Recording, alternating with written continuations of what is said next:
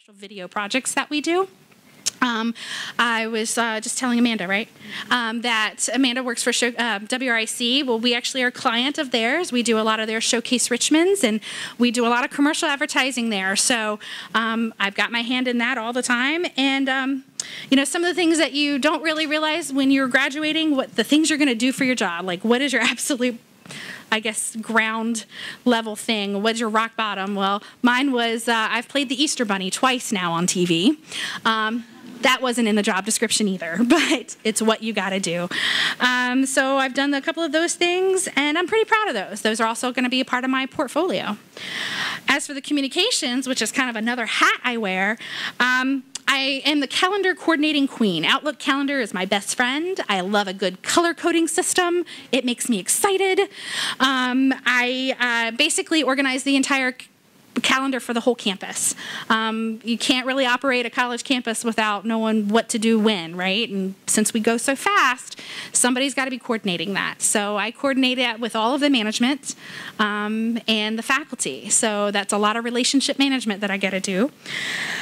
I do report directly to the director, and that is kind of important. My job is very much, if you were to look on our org chart, you know, you have the director, and then you probably have all your managers, and under the managers, you're going to have their staff. I'm kind of off to the side a little bit, but that's pretty important for my job, to be not so departmental focused. I need to be able to see the big picture. So I kind of like that I'm off to the side there, but it can be a little lonely sometimes. You don't get the fun, departmental birthday parties that everybody does, but that's okay, because I can just close my department whenever I want, since I'm the only one in it. That's how that works. Today, the marketing department's closed. And then the other important things to do for communications is obviously the public relations. I'm not the face of the company, but I'm probably writing what the face says. And then the safety committee. I actually use crisis communication all the time, because we got to have a crisis plan. Somebody's got to tell people what the crisis plan is. And also, working for a college, somebody's got to get up at 4 o'clock in the morning to put on Showcase Richmond or WRIC and NBC 12 that the school's closed. That's me. Not fun. But I also manage our Facebook page. Any type of online presence that we have, I'm probably doing that. Before I leave you, I just wanted to have a couple of pieces of advice that I wanted to be sure that you knew. When I graduated, there are just some things you just aren't told. Nobody tells you these things. But very much similar to what Naomi says, don't get tunnel vision. Work to your strengths. When I was in college, I wanted to be the next Mindy Weiss, and some of you may know she's a very famous wedding planner, and that's all I wanted to do. And then I did my research on, you know, when you're doing your thesis, you're doing a lot of research, so I just happened to research my job too. And I found an event planner in Richmond makes $20,000 a year, works every single weekend, and if you're going to be an event planner at the Jefferson, which is my dream job, that person's got to die first. So that's probably not going to work for me. So I was very fortunate to kind of fall into what I did. And so that's what I want you to know, that just because you're a PR major or you're a mass media major doesn't mean if you don't graduate and you don't get a job with a big PR firm like CRT Tanaka, that's okay. You know, maybe you could be their receptionist, go get their coffee, whatever. Whatever you do, just do it with passion and integrity. Somebody's going to see that. They're going to recognize your strengths, and they're going to put you where you need to be, okay? Also, just know that when you leave here, your slate is wiped clean again. That's really important to know, because it can, when you go out of here, you're going to be passionate and you're going to be excited. At least I hope you are. And but you're going to go into a job where there's going to be people that are doing it a lot longer than you have. Listen to those people. Some of them are not going to be nice to you. It's not all roses and flowers when you leave, and you have to work really hard. And there's always going to be somebody there who just either, I don't know, if they want to beat you down or whatever, but rise above that, be as professional as possible, and because one day it's going to come back, but you're going to also learn from something. I have a very difficult personality that I work with, and I respect her so much because she's done so much. She also wants to tell me how much she's done and how much it's better than me, and that's fine. If that makes her feel better, that's fine. I know what I do. But I also know that that when she does an event on campus, nobody else is as successful as she is. So I need to watch what she's doing, and I need to make sure I pick up the good practices so that I can repeat those and be as good as she is one day. And also trust in your ability. Know that you have an amazing degree that you worked for, and it doesn't matter what school you came from, and it doesn't matter what your GPA is. I'm sorry, overachievers, but it doesn't. What matters is the job that you do and the integrity with which you do it. I just have one request, is that please represent your community and your community with respect, integrity, and excitement. Support, encourage, and give thanks to those people that supported you. Thank you.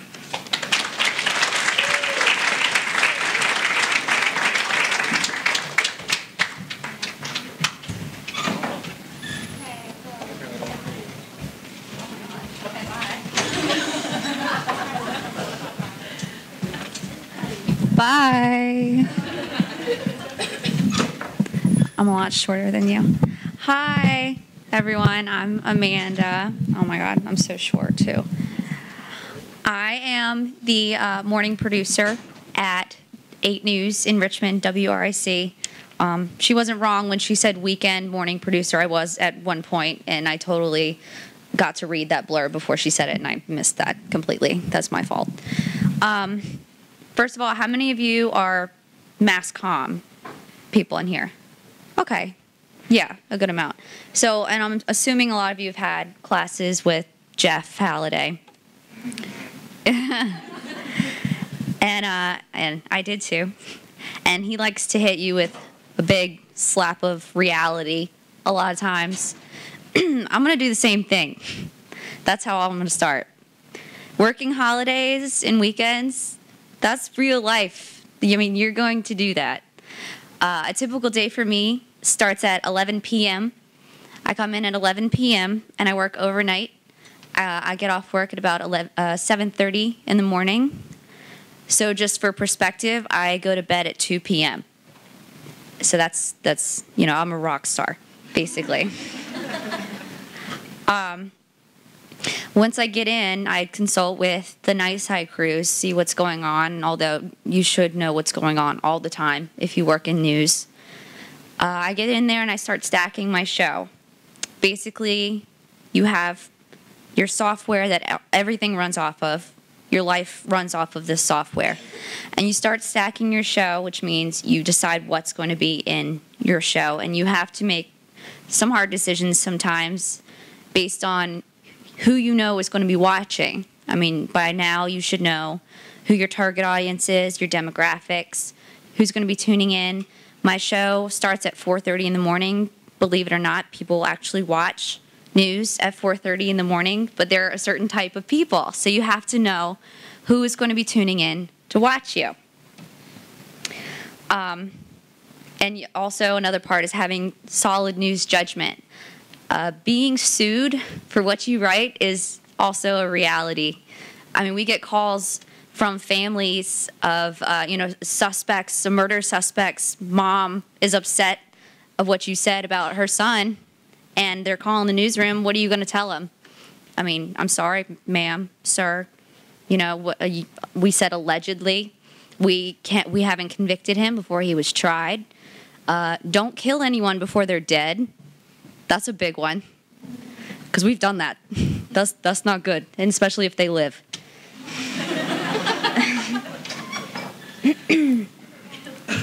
Another thing we have to do is, me and my other morning producer, we have to decide what our morning reporter is going to be covering that day. Usually we don't have anything to cover, so it's going to be some sort of event or job fair or something. Sometimes we have breaking news overnight, and she'll be covering that. And then, as soon as the other shows come on, we're all lined up at the TVs to see what everyone else is covering, what their top story is. It's pretty brutal competition out there.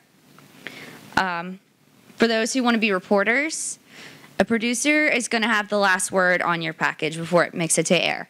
We're going to proofread what you have to say, and if it doesn't make sense, we're going to say, no, this is not making it to air. I'm sorry. What you're saying is convicting someone, or, we're going to get a phone call, we're going to get sued, this or that, rewrite it. So if you want to be a producer, you have to have that responsibility over an entire show, what makes it to air. You know, you're holding your station liable for a lot of things, and you're holding your reporter liable for a lot of things. Their face, you know, is on air, so it's, you know, them too, but you also. I will say my most valuable experience was my internship. I interned at 8, and that's where I am now. And I only made it there because of the friends I made while I was interning. Once I graduated college, I did get a part-time job at 12. That's going to happen to a lot of you. You're not going to land a full-time job necessarily right out of college. There's a lot of part-time jobs to take right out of college, and that's okay. I mean, that's where you start. I can almost guarantee you, you're not going to know what you want to do in this field right out of college. There's so many options. When I graduated, I wanted to be a reporter, and now I don't do anything close to that. So I took the part-time job at 12. News content specialist basically means editor. I was a glorified editor, and anyone that's had to edit knows it's not really that much fun, and you know, it's a lot of tedious work. So I did that for a year, and I got closer to my producers, and I started learning how they worked and how they wrote, and I decided that's what I wanted to do. And 12 didn't have any openings, any full-time openings that they were willing to give me, so the position opened at 8, and I happened to have those references from when I was interning there. And because I wasn't the person that just sat at the assignment desk all day and played on the computer all day, I actually went out and did stuff with the reporters and the photogs while I was there. They were very willing to give me a recommendation, and that's how I got my job now. So that internship, I don't know how many of you are about to go do your internship this summer or have done that internship. If you have done that internship, I would call them up. I would email them, hey, how are you? How are things at your station or your radio station or your paper? You know, are there any openings? I mean, it's very, very valuable to have those connections. One challenge, I will say, at 8, I am under a 2-year contract with a 1-year non-compete, meaning I have to stay there for 2 years, and 2 years from now, I cannot work for 6 or 12. I can't, if I leave 10 years from now, a year after that, I cannot work for 6 or 12. It doesn't matter when I leave. For a year, I cannot work for 6 or 12, meaning I have to go somewhere else out of Richmond to find another job should I want to leave. And this is the wave of the future. Not only reporters and anchors are having to sign contracts. Now, producers are also. I mean, 2-3 years, this is pretty normal. So if you get asked to sign a contract, you know, you have to make that decision. Do you want to stay at this place? And, you know, you have to know that when you want to leave, it's going to be a challenge to try to work with another station to say, hey, I'm under contract and I can't leave until July. You know, do you want to hire me and wait until July? Some places won't, and you'll be stuck there. So that's just something to know for the future. Another challenge that not only my station but every station faces is being understaffed. We're cutting back. Everyone's cutting back. If you can only do one thing, they don't want you.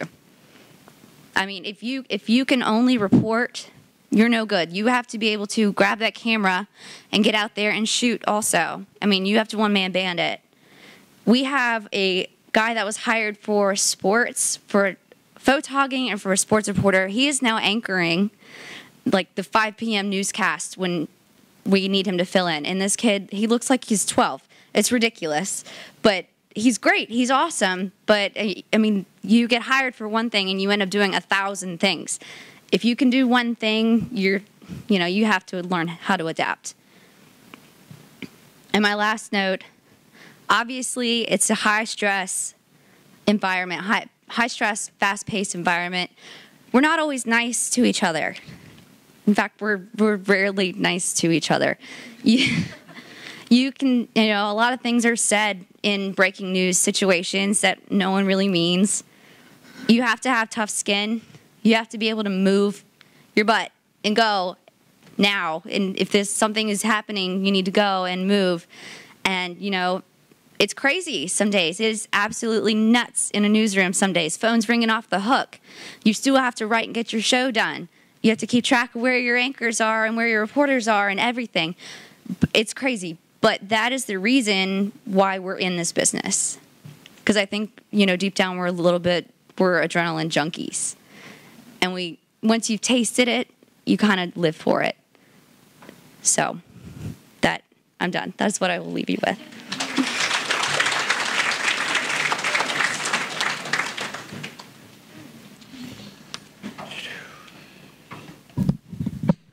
Hello.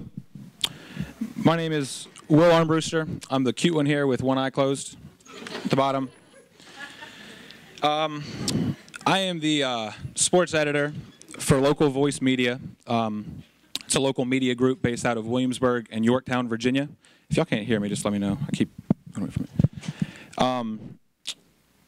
it. As important as what I do, I feel like what the most I have to offer to you guys is how I got to where I am now. I'll tell you a little story. I guess my senior year, spring semester, I was taking advanced communications with Jeff Halliday. I was also the sports editor for the Rotunda, and I used to write columns all the time about the Chicago Bulls. And no one at Longwood should care what the Chicago Bulls are doing, but I saw that as my way of being able to write about what I wanted to. And Halliday said, you know, you need to start writing things that are relevant to Longwood. And I said, that's probably a good idea. So what I started doing is I started watching Bulls games on TV and writing my own stories, my own recaps, and I started sending them to the Chicago Tribune. Never was one printed, of course, but it set me up. I ended up meeting one of the lead columnists, a guy named Rick Morrissey, who's pretty famous. He put me in line with the woman who makes all their hires, and she pretty much told me that, you know, I'm far away from working for them, but the initiative that I showed is what they said is going to take me far, and I've kind of used that as a way to get to where I am now. I'm not, you know, I'll tell you right now, you can read the newspaper that I work for, the Williamsburg Yorktown Daily. It's wydaily.com. You'll see that I'm not the best writer, but I work really hard, and I care about what I do. And the way I got there, the summer after I graduated, I had to take some extra classes at Longwood, and so I walked into the Farmville Herald and asked if I could have a job, and they said they didn't have anything paid. So I offered myself as free work, and I covered high school sports during the summer for no money, but just to get experience. Turned out when I got home to Williamsburg, I walked into the Virginia Gazette. That's a bi-weekly newspaper in Williamsburg. They didn't have a job, and I said, well, you know, I can cover high school sports. Is there anything you can do for me? And I started working part-time. They started paying me per article. If they needed help, they would pay me $50 to just go sit and watch high school girls soccer and write a story. That really paid off, though, because I ended up getting an email from a woman named Kim Lenz, who is my boss now, and she was the editor for the Williamsburg Yorktown Daily. Said she'd seen my byline in the Gazette, asked if I was new in town, asked if I was interested in a full-time position. I got an internship. The first question she asked me, by the way, for anybody who wants to be a reporter, was, did you work for your college newspaper? And I told her yes. I had a portfolio that was, I had a lot of help putting that together from Halliday, Naomi. I'm sure I was in the Career Center as well many a times. They actually helped me with my resume. But, you know, what got me my job was going out to these places and not taking no for an answer. A lot of people just send their resumes and a cover letter and just think that you're going to stand out.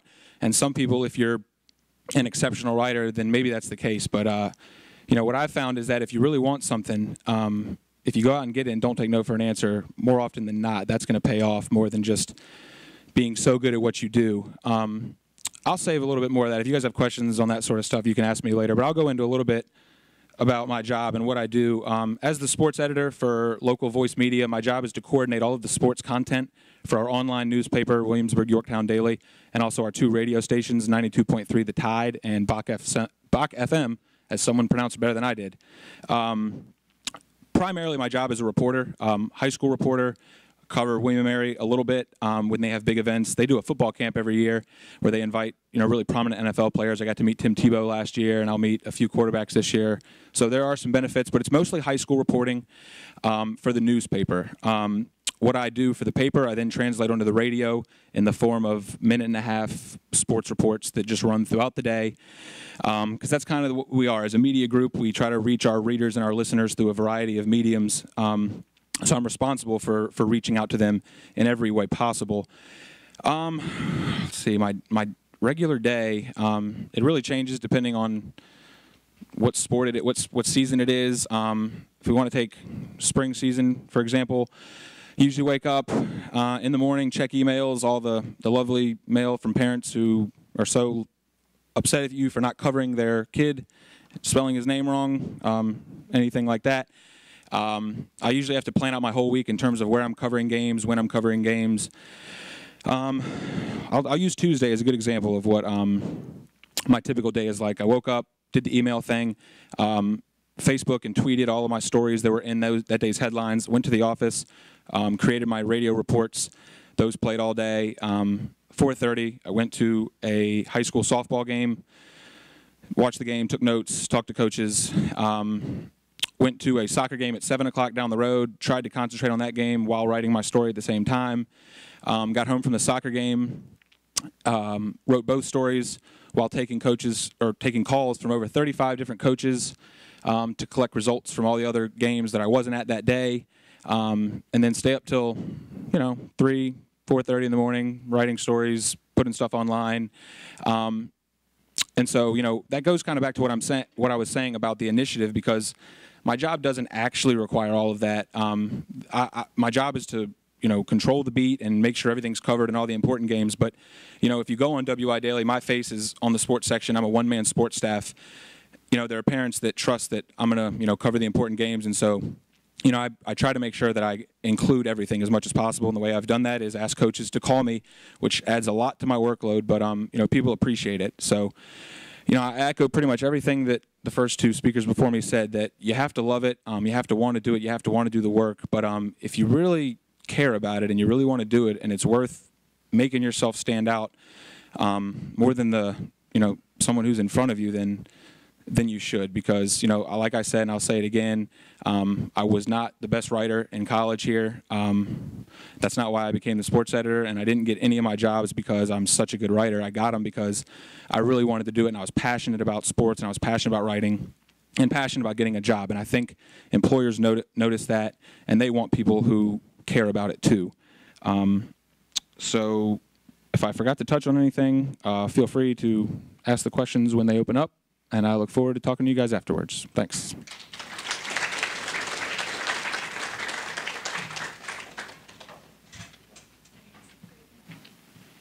Hey guys, how's it going?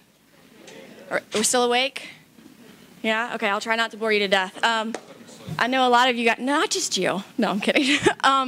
So a lot of you guys know me already. If you don't, hi. My name is Allison Dobson. I'm the secretary for your department. So if you don't know me already, come upstairs to 307. I promise I can give you an answer. I can point you in the right direction. If I don't know it, I know someone who does. So please, by all means, don't just feel like you have to talk to me today, because I'm here.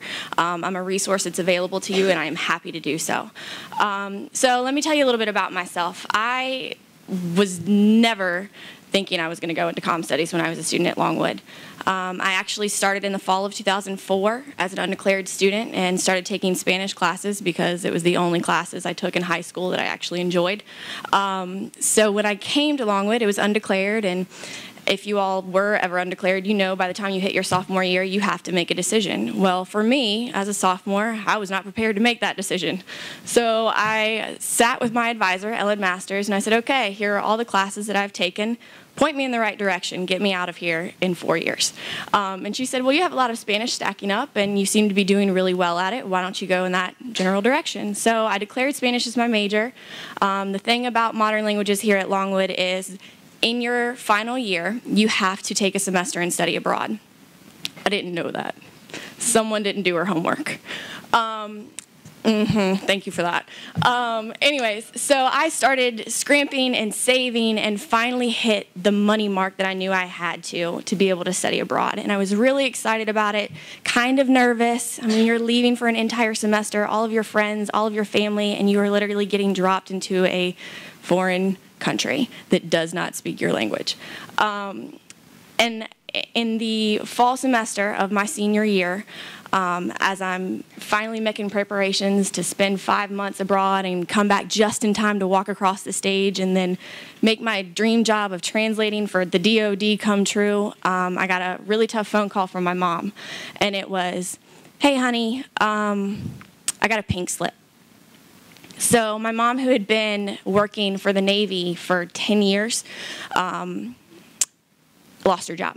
And as a single parent of 4 children, she didn't know what she was going to do. I didn't know what she was going to do. I didn't know what that meant for me and my family, but I knew that meant my butt had to go back to Virginia Beach. So with 1 semester left and all the money that I had saved to go abroad, I dropped it and I went home because I knew for me that was the right thing to do. And if you know me, I'm a very loyal, very committed person. There was never a second thought in my mind. So I went home and I became the breadwinner. At 21 years old, who wants to do that? Definitely not me. But it made me grow up, and for a year and a half, I attended bar for 12 to 16-hour days and then took night classes at ODU to just kind of keep my loans at bay. And those classes were comm classes, and it was public speaking and theory, and I did 1 or 2 PR classes, and I really liked it. But my heart was not at ODU, and when my mom got her job, I was like, I'm going back to Farmville. Take the shock looks off your face, guys. I actually like it here.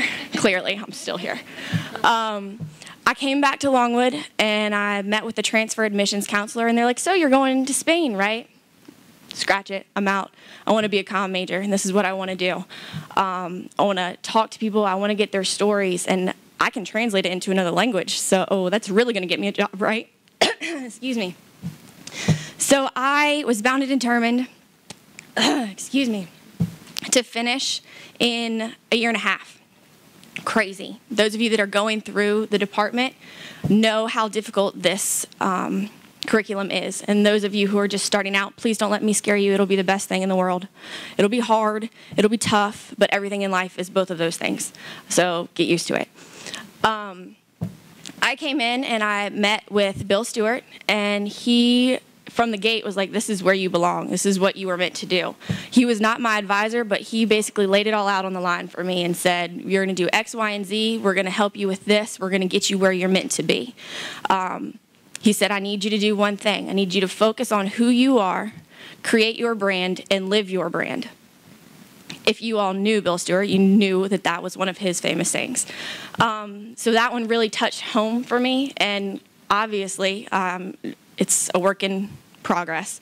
Always redefining your brand, always making it work for you. I think in my core, in my heart of hearts, my brand is at this school. And I'm here but I'm here thanks to Bill. I cranked out the full degree in a semester and a half with some summer and intercession classes. Yes, I graduated with a full head of hair despite all the stress and wanting to tear it out. And I was so excited to have my degree because after so many years of working towards it and going into a professional world and being the bottom of the rung because I didn't have a degree and I didn't have experience, I had a degree. And I thought that meant something really, really great. And not that it doesn't, but just because you have a bachelor's degree does not make you a successful adult. I need you guys to hear that, and I know it's going to shock you, but I need you to take it in and really sit on it and chew on it. Because as all the speakers, I'm sure, are going to get to and say, and we're all going to repeat it, you need to work. You need to scrape. And those first few months after you graduate, it's ugly. It is. I mean, I started putting out real applications in probably February of my senior year, and I think I lost count at like 55 applications, and I was applying everywhere for everything: hotel hospitality, event planning at major conferences, PR interns. I even thought for a hot minute I could work in broadcast after taking absolutely no classes. Don't do it. Don't even think about it. As a matter of fact, if you're an OCPR student, take mass media classes because those students are your competition. Take the class. Just some heads up. So anyways, I thought that having a degree was going to get me a job.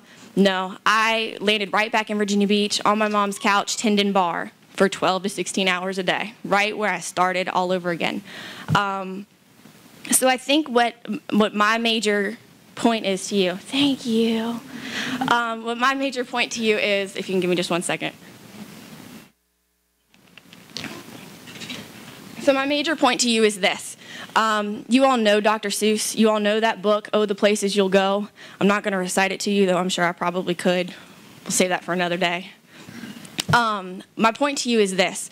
No matter what direction you're going, you're taking a step in the right direction for you. Whether you are stepping across the threshold of your parents' house and you're going to go 10 bar and make it work and keep throwing out the applications, or if you're going to get your dream job, or if you're going to go to grad school, or if you're going to move to some foreign country and just travel for years, you're making a step in your direction. No one knows that better than you do. You are the professional and the charter of your own path, I guess, is what I'm trying to say. You know what you're experienced in. You know what you are best at. You know what your brand is. This is an opportunity, college is an opportunity for you to really work at and perfect who you are and who you're going to be. Networking is really easy right now. Talking to your classmates, talking to your professors, talking to alumni who love to come back to this place. We are all resources to you.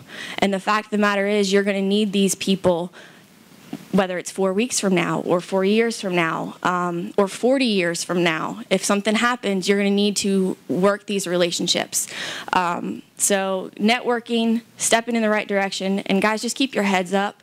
Know who you are and what you're meant to be, and set your goals and aspire to them and do everything you can to get there, because I didn't think I was going to be a secretary, but it has opened up so many doors, and I've met so many people, and it's really pushed me in a totally different direction than I thought I was originally going when I came onto this campus and started in this program. So don't be afraid of the word yes. It doesn't mean you have to do everything, but it definitely opens you up to so many other somethings.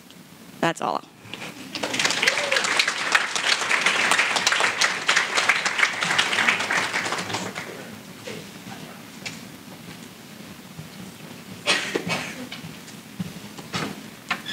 Hi guys, I know I'm last. I know everybody's probably hungry or has other places to be, so I will try to keep this quick. Emphasis on the try part. So Naomi sent out an email the other day saying that, kind of giving us the agenda for today and whatnot, and immediately Brianna called me, and she said, do you realize we're old, or we're the oldest people on this panel? And I was like, Brianna, you work in PR. Where's your spin? We're the most experienced. Yeah. So what I've decided to do today, because we are so very experienced, is to give you some various pieces of advice that you have most likely already heard before, but with some very specific examples from the 18 years I've spent in the workforce, which I didn't realize it had been that many, until Naomi suggested we sit down and write our remarks out. So, yeah. Yeah. I'm sorry. So while I was here at Longwood, there was still a professor here named Dr. Woods, which you, I'm sure, have never met, who had gotten tenure. It was his last year teaching here. He moved his desk out of his office and moved a lazy boy in.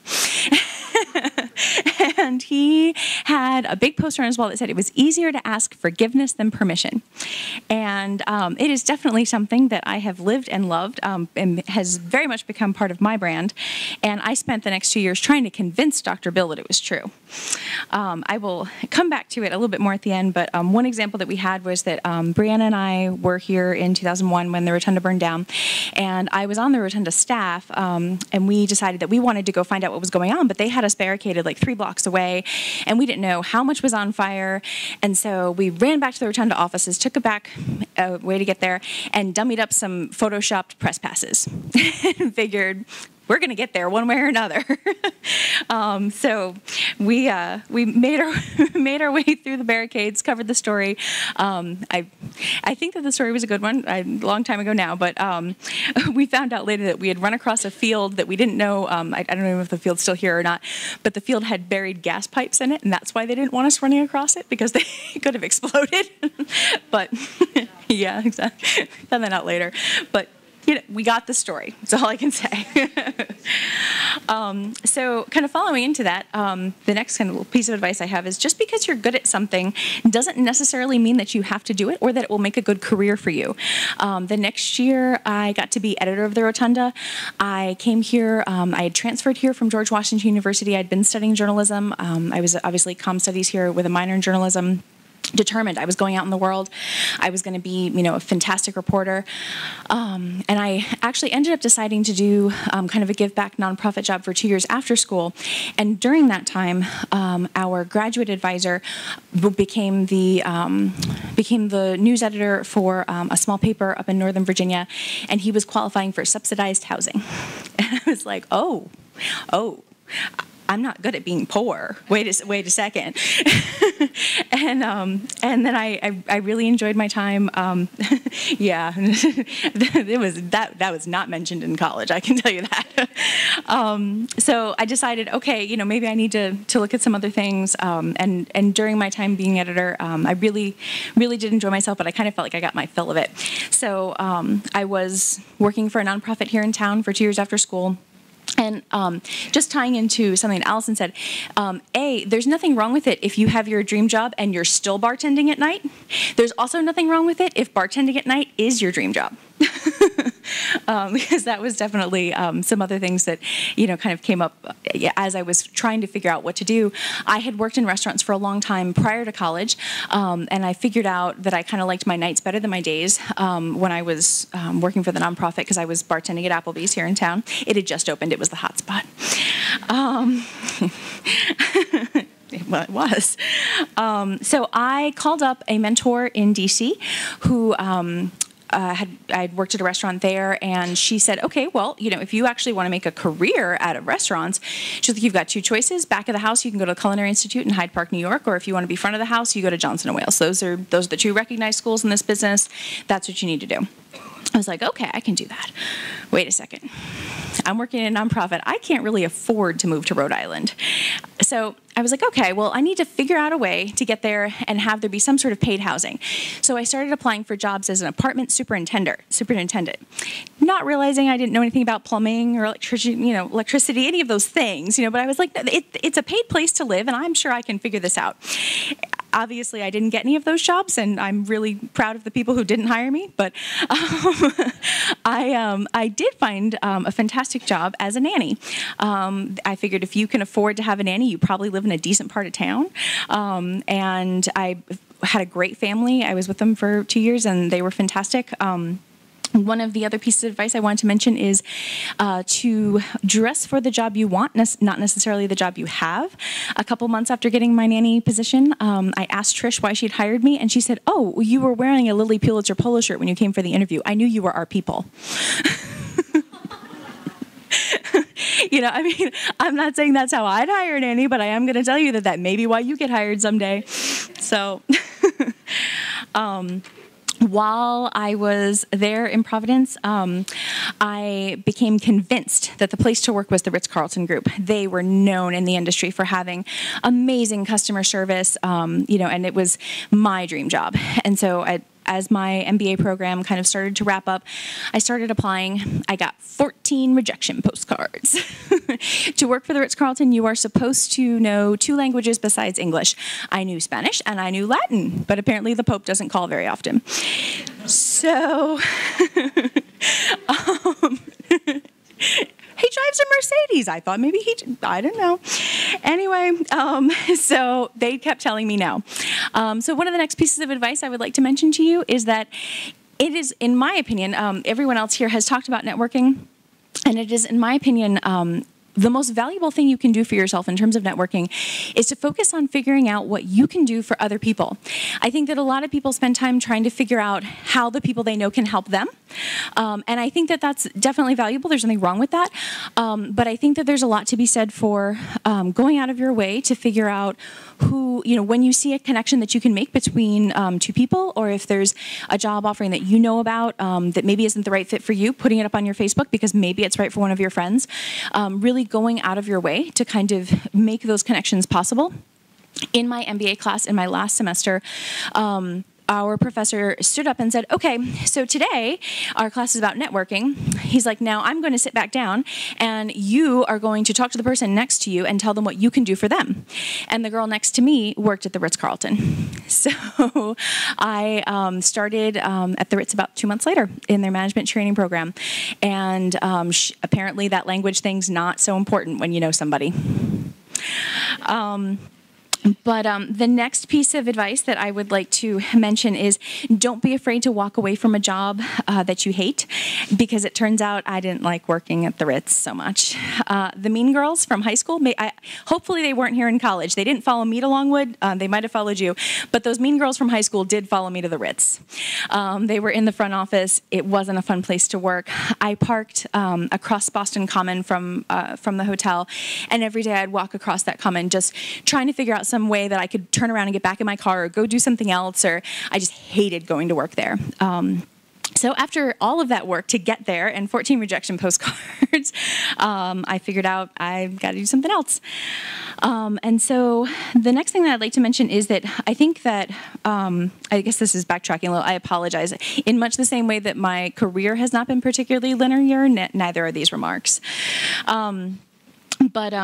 I really do think that it's important to consider yourself and specifically your career a business. When I graduated from Longwood and I was trying to figure out, like, okay, is the MBA the right degree for me? Is a law degree the right degree? I studied, I took the LSATs, like I tried to figure out which path I wanted to go. And I sat down and I really did sort of that research. I was at the time hiring people to work as doormen for me in restaurants who had law degrees.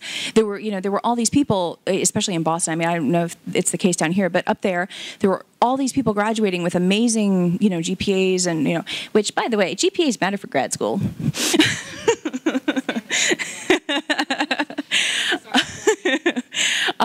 But not all grad schools. But anyway, I was hiring people who had law degrees. It was really amazing to me that there were all these really qualified lawyers out there in the world who didn't have work. And then you sit down and you do the numbers and you're like, oh my God, law school costs $80,000. And if I'm not going to make that back, then that's not a great investment. You're kind of looking at it from that business perspective. I found an MBA that happened to be a really good bargain. I spent about 18 grand on my program, and I pretty much immediately got that back after I left the Ritz. I wanted to transition back into restaurants. Don't be fooled when you're working, when two things seem pretty closely related. They may not always be. Restaurants are shockingly different than hotels. In a hotel, when you're working, especially like front desk or anything, kind of front of the house oriented, people get there, they're tired, and they're not maybe in the best mood or whatever, and you set them up with a great room, you send them off with their little plastic key card, you never see them again. You have no idea whether they slept well, whether they had a nice time, whatever. Like, that's it. Their chances are by the time they're checking out, it's a different shift, or at least you hope it is. But anyway, in restaurants, for me, there's a lot more immediate gratification. When someone comes in, maybe they're tired, maybe they're hungry, you feed them, you see them get happier. They thank you, like you get their whole experience in one shot. And to me, coming through my MBA program, everyone sort of used the word hospitality interchangeably, that like restaurants and hotels were all sort of the same thing. And at least for my own personal working experience, they really weren't. So I wanted to go back sort of towards the restaurant side of things. And I went in for a bartending sort of night position, but I wore a suit. And so that's kind of my next thing. It'll, back to that whole just for the job you want thing. I wore a suit. And it was the Glen Hospitality Group, which operates about $30 million worth of Irish pubs in the Boston area. And apparently they were conducting interviews that day for a lot of different positions. And I went in and there was a panel, and we interviewed for like an hour and a half, 2 hours, which I thought was kind of weird for a bartending job. But I figured, oh, they're thorough. That's great. And then the next afternoon they called me and they said, we want to take you out to lunch. I was like, really? Lunch? This is a whole other bartending world than I've ever worked in, but okay, let's go to lunch. And I sat down and I was offered a position as a general manager of one of their restaurants. They were having problems with it. They wanted a total redo. They wanted a new menu, a new interior decor, fire some staff, hire some staff, basically top to bottom, do it over again. And they didn't really realize when I went in for the interview that I wasn't there for one of their management positions, because they were interviewing for a lot of different things. I had a suit on, I had the MBA. And so at like 24 years old, I had a GM position, which, I mean, honestly, there was nobody in the city at that point working with that kind of responsibility at that age. And, I got really lucky and thanks, Mom, and your Macy's card. But so the next point that I have sort of related to that is make yourself a little invaluable. While I was working for that group, I learned a computer system called Maitre D. A lot of you, I'm sure there's obviously work comm majors, a lot of you have sure worked at restaurants at various points, but there's, Posy Touch, there's Aloha, there's a lot of programs out there. Maitre D is not one that's widely used, and it's very glitchy. There's reasons why it's not widely used. However, there were definitely times when I knew that system, and it was very, very helpful with that particular group. And then there was a hot new place opening in the South End. Everybody wanted to work there. It was called the Beehive, and it opened up, and I was really jealous, and I really wish I could have gotten on board with them.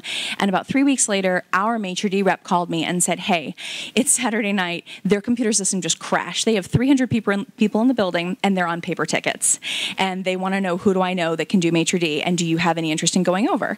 And I was like, "Yeah, absolutely." Also, backtracking just very quickly, I would like to be very, very honest with you guys about numbers. When I was working for the nonprofit here in Farmville, I was making about 20K. And now, obviously, this is like 10 years ago, but probably the same kind of money. I don't know. When I went to Boston, that number jumped to about 40K. To go from this group, from the Glenn group, over to the Beehive, just because I knew this one particular computer program, the salary increase was 50K.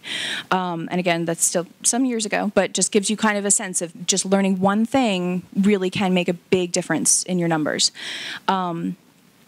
However, I will say, be really, really careful about not pricing yourself out of a job. I was there. I solved their maitre d' problems, although there were certain things that I will admit to having kept under my hat in terms of how to fix certain things so that I was still sort of invaluable. And then I decided I wanted to buy a house. This is like, okay, I've got the college degree. I've got the husband. I've got the great job. Now I want to buy a house. And that particular day, one of the other managers gave her notice, and then the only other manager quit via Post-it note. Left a Post-it note right on the host desk. Yeah, small piece of advice: don't burn your bridges. But that wasn't me. But yeah, so it just happened that was the day that I had the meeting with the owner to say that instead of 50K, I wanted 65. And they did not have a lot of room to work around that based on the fact that they suddenly had no other managers. And so I talked about the reasons why I thought that my skill set was worth that. And, I didn't let them know I wanted to buy a house, but that was just why I was asking for the money. But they gave it to me. Problem was, a year and a half later, someone came along who was just about as good as I was, who was willing to work for 55. So about a year and a half later, I got canned. That brings me to don't be afraid of failure. I am very happy to be very honest with you guys, especially, during dinner or during the Q&A, whatever. I'll tell you numbers. I'll tell you, the mistakes I've made. I'm more than open about, both the things that have gone well for me and the things that haven't. So, definitely that's one of them. Be careful about making sure that the number that you are asking for does turn out to be industry specific. When I got that raise, it was for Boston, and then sort of the 2008 financial crash happened, and so then suddenly there were people who were just experienced willing to work for less because of the fact that the job market had really shut down in that year and a half. And obviously that was beneficial for them, and it worked out well for them in the long run. For me, at the time, I was in a place where I was kind of thinking, similar, I apologize, similar to what Amanda was saying about the schedule. I was figuring out working till 4 a.m., not so much fun when you're pushing 30, perfectly fine when you're 21, 22, but when you're getting that old, you're kind of like, I want to start a family. This is, hard to get a sitter to work till 4 a.m., things like that. So I decided to transition to the corporate world. And so that brings me to close to one of my last pieces. I swear close to one of my last pieces. Which is pay attention to who your people are. I love hospitality. I still, to this day, despite the fact that I can no longer work till 4 a.m., I love the people who work in hospitality. It is my passion. It is a great business. Can't say enough good things about it. I got to the corporate world and I had a little bit of shell shock. All of a sudden, granted, if we did drink through shit, there's other things. It's a whole different world. But, you get there and these people are quiet in the office and they're serious. And, honestly, I called Dr. Bill. I went out and I bought a red swing line to put on my desk. I couldn't take the corporate culture so seriously. Like I wasn't there. They sat me down on day number 2 to have a talk about the importance of changing the subject line when you're writing emails. You know how when you're like, when a chain switches to another topic, you know, and maybe it's not originally what you were talking about, now you're talking about something different, how important it really is to make sure that you go in there and re-identify the subject line so that when you're searching for the email later, you can find it and you know what conversation that was. And sure, now I kind of see a little bit more of why that was important. But at the time, I was like, you've got to be kidding me. This is the most important thing you have to say to me on day number 2? Okay. You know, and it just really kind of brought home the point of, yes, the corporate world has the better schedule. It has the 401k. It has the health insurance. It has all these things that were very appealing to me at that point in my life, but I missed my people. So just be aware that there is sort of a, you know, certain thing that comes with that. At the same time, it was very interesting to me to go corporate and to see how global the world had sort of become in the time since I had graduated. You know, suddenly I'm having to arrange phone calls. I'm having to be aware that I need to be up at 5 a.m. because the time difference, I'm calling Abu Dhabi. I've got to get this person before they go out to lunch. Or, you know, all of a sudden the people, I mean, not to say that hospitality is very global and very, you know, multicultural, whatever, but now it was sort of even more so. I was working with people, you know, we had this poor girl who we had put her desk next to the kitchen, and it was Ramadan. And so she was fasting all day long, and we were all going and making our lunch. And here she is, like, you know, so hungry. Just the cultural perceptions and, you know, subtleties of making sure, like, okay, we've got to make sure we move Aisha's desk a little bit further away from the kitchen because that's just mean. You know, things like that. It was definitely very interesting to me to see how that community had sort of changed in the corporate world and in business in general.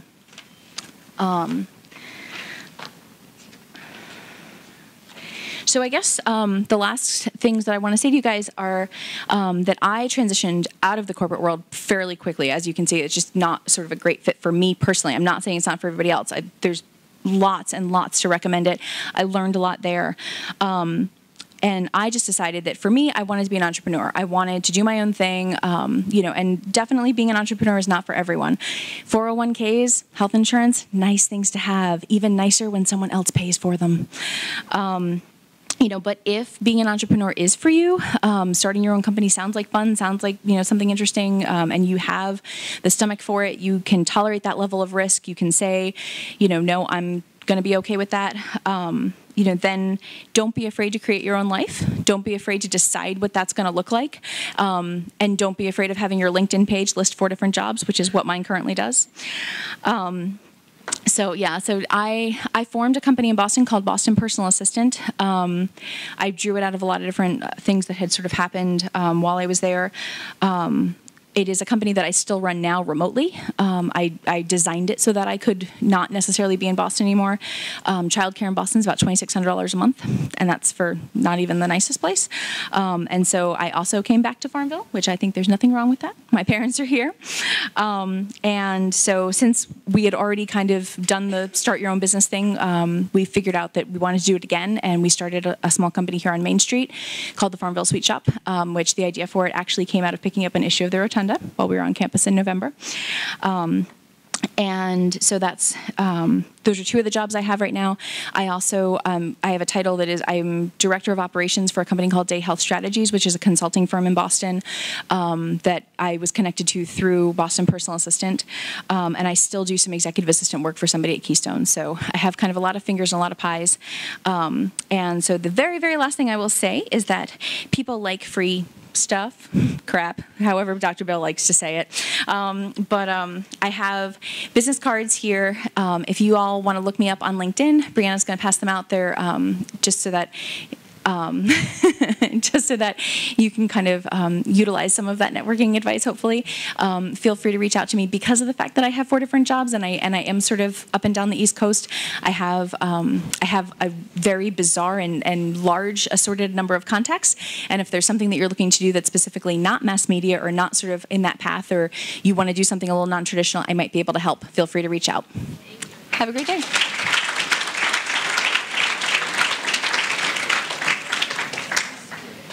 Great, so we have 10 minutes left because we closed down at 5. So 10 minutes left for some Q&A.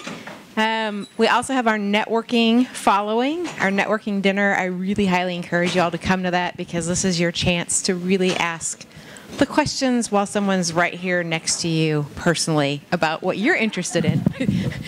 I know some people have classes and such at 5, I understand. So take advantage of the folks who are here who are willing to sit and answer about your own personal interests and dreams. So questions, answers in our last few minutes here? Oh, by the way, we have to talk into the microphone or otherwise the recording does not hear us. So. All right. Well, I asked Will this earlier today, but for Amanda. Hi. Hello. Hello. Are you always looking forward to your next thing, like your next job? My next job, yeah. Yeah. You have to be. I mean, this industry is always moving. You're always getting a new set of anchors, a new set of reporters. Producers, we're losing a couple this summer, believe it or not. To be honest, I just applied for a new position. I ended up turning them down because it just wasn't a right fit for me. But yeah, I mean, I'm always looking for what's next. You know, Richmond isn't the biggest market. You know, I'm not saying that I want to end up in New York, but you know, I'm always looking for what's next. Yeah. Thank you. Hey, other questions? Oh my God. Oh, I know you all have something. You all feel completely ready to graduate. You're all questions answered. All right. Well, tell you what, I want to bring up a few key points to close us out, and then you'll have the opportunity to do our networking dinner to have more personal questions answered that you might not feel comfortable saying in front of everybody. So here's a few key takeaway ideas that I wrote down just as I was listening to everybody. So the first is this idea of flexibility. What I noticed from everyone was this idea that the folks up here talked about doing things that they didn't expect to do. And sometimes it was something that wasn't rewarded. Like Will talked about, I did this unpaid labor just because it sounded interesting. And you don't always know what the payoff, so to speak, of what it is that you are offering to do might be. But being open to new possibilities and following what you're passionate about, I think Danny's point to, I loved bartending, and look where it took her. So being flexible enough to know your own interests, your own desires, but then also to work the odd hours, work the odd jobs to see what opportunities open up for you is how all of these folks ended up on the paths that they're on. And they've all gone to some really interesting places and had some amazing opportunities along the way. So that's my first takeaway for you, is this idea of flexibility. The second thing is relationships. I heard over and over again from everybody like, oh, I got this job because I sat next to the person who ended up working at the Ritz-Carlton. Or I got this job because Amanda mentioned my internship. I also heard a lot of, I met with Dr. B, for example, and I've talked with Professor Halliday. So, it's the relationships that you have here now. So be aware of how you need to nurture those relationships, not just with your professors. I mean, anytime you want to suck up to me, fine. But also with other folks around you, your friends, their family, people like Sarah Hobgood. Nurture those relationships, and then also be thinking about your internships and even those not real jobs, like the bartender, because you never know who you're going to meet there that can help you out. And I love that wonderful piece of advice of what can you do for someone else. Don't just think of networking as what can you do for me, but what can I do for others, because that's how you're going to have that, I think, very much the satisfaction, but also the idea of if you're helping others out, they're going to help you out, and you're going to open up doors that way. Naomi, hey, right behind you. Yeah. I was like, there's a voice coming from nowhere.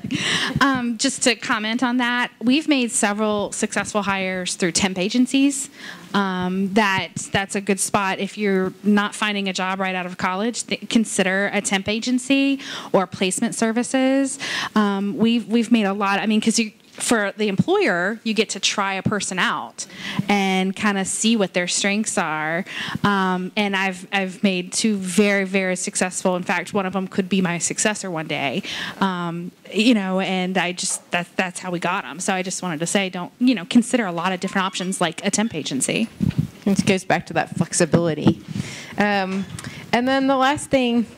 Actually, it's funny you spoke because I was really going to go back to this idea of integrity and really being careful in what you do and being passionate and caring about it, because again, this is what's going to lead you to the opportunities that you seek. Is if you approach your job with integrity and your relationships with integrity. I mean, Allison Dobson talked about how she went home because that was the path she needed to take right then. It wasn't necessarily something that anybody necessarily thought, oh, this is going to lead me to my dream job and my high-paying career, but yet these are the steps that they're taking because they're doing it to the best of their ability and honestly, and people respect that. And then you become the person that they want to reach out to and hire. And